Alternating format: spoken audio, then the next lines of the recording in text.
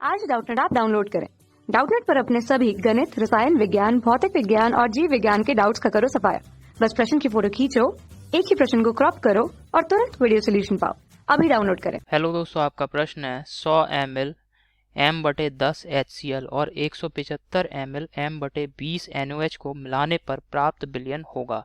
यहाँ विकल्प दिया है। पहले विकल्प में दिया है अम्लीय, दूसरे विकल्प में दिया है क्षारीय, तीसरे विकल्प में दिया है उदासीन और चौथे विकल्प में दिया है दोस्तों उभयधर्मी। तो चलिए इस प्रश्न को हल करते हैं। ठीक है, तो दोस्तों यहाँ पे आप देख रहे हैं NaOH क्या है, एक प्रबल क्षार है और हमें क्या दे रखा है, NaOH दे रखा है और HCl, और HCl दोस्तों एक प्रबल अम्ल है। ठीक है, तो आप यहाँ पे देखेंगे मैं एक रासायनिक क्रिया देख रहा हूँ HCl plus NaOH, HCl plus NaOH। तो यहाँ पे क्या बन जाएगा दोस्तों, NaCl। ठीक है, क्या बनेगा, NaCl बनेगा प्लस H2O। तो यहाँ पे HCl प्रबल अम्ल था, NaOH दोस्तों प्रबल क्षार है। इन दोनों की क्रिया से NaCl बना। NaCl एक लवण है और H2 यहाँ पे जल है। यानी ये जो प्रक्रम होगा यहाँ पे इन दोनों को मिलाएंगे तो यहाँ पे उदासीनीकरण का प्रक्रम होगा, उदासीनीकरण होगा।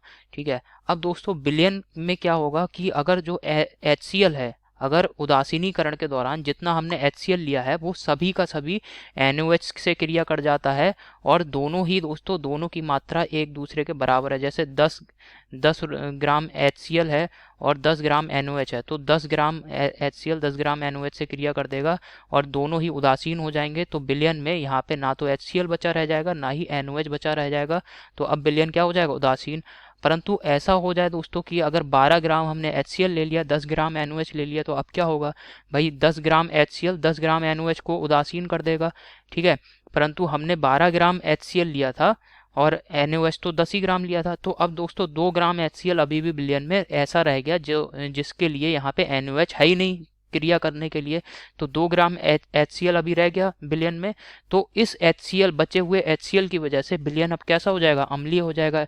इसी प्रकार अगर NaOH बचा रह जाए तो विलयन क्षारीय हो जाएगा। तो समझ में आ रहा है आपको। अब तो दोस्तों अब यहाँ पर हम HCl के लिए मिलीमोल HCl के ज्ञात करेंगे। क्योंकि यहाँ आयतन हमें सभी की दोनों विलयनों के मिलीलीटर में दे रखे हैं, तो हम यहाँ पे मिलीमोल ज्ञात करेंगे। ठीक है, तो HCl के विलयन के लिए अब यहाँ पर हल करते हैं। सबसे पहले HCl विलयन, HCl के विलयन के लिए, HCl विलयन के लिए। ठीक है, तो दोस्तों यहाँ पे HCl के हम क्या कर रहे हैं, मिलीमोल ज्ञात कर रहे हैं HCl विलयन में कि HCl के कितने मिलीमोल हैं। तो मिलीमोल कैसे ज्ञात करते हैं, इसके लिए दोस्तों सूत्र होता है भाई HCl के मिलीमोल बराबर HCl विलयन की जो मोलरता है गुणा HCl विलयन का जो भी आयतन है। अब यहाँ पे आयतन दोस्तों मिलीलीटर में लेंगे क्योंकि यहाँ पर हम क्या ज्ञात कर रहे हैं, मिलीमोल ज्ञात कर रहे हैं।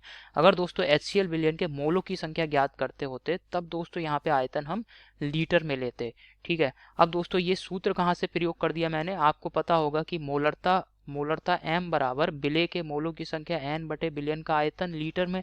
परंतु यहाँ पे दोस्तों मोल है, अगर यही मैंने कह दिया N यहाँ पे मोल ना होके मिली मोल है तो दोस्तों यहाँ पे आयतन क्या हो जाएगा, अब मिलीलीटर में होगा। ठीक है, तो यहाँ से मिली मोल N बराबर क्या हो जाएगा दोस्तों, विलयन की मोलरता M गुणा विलयन का आयतन किसमें, मिलीलीटर में। समझ में आ गया, ये सूत्र मैंने कहाँ से लगा दिया। तो अब आयतन हमें दे रखा है HCl का मिलीलीटर में कितना 100 और विलयन की मोलरता दे रखी 1/10। तो ये इसे हल करा तो दोस्तों कितने आ गए, 10 मिली मोल आ गए। HCl के कितने मिली मोल हम प्रयोग कर रहे हैं, 10 मिली मोल। इसी प्रकार दोस्तों NaOH के विलयन के लिए करेंगे। तो NaOH विलयन के लिए, NaOH विलयन के लिए, तो NaOH विलयन के लिए अब हम NaOH के दोस्तों मिलीमोल ज्ञात करेंगे। तो NaOH के मिलीमोल बराबर, NaOH के मिलीमोल बराबर क्या हो जाएगा, विलयन का आयतन, ये किस में लेंगे हम, मिलीलीटर में लेंगे, गुणा मोलरता। समझ में आ गया, गुणा विलयन की मोलरता।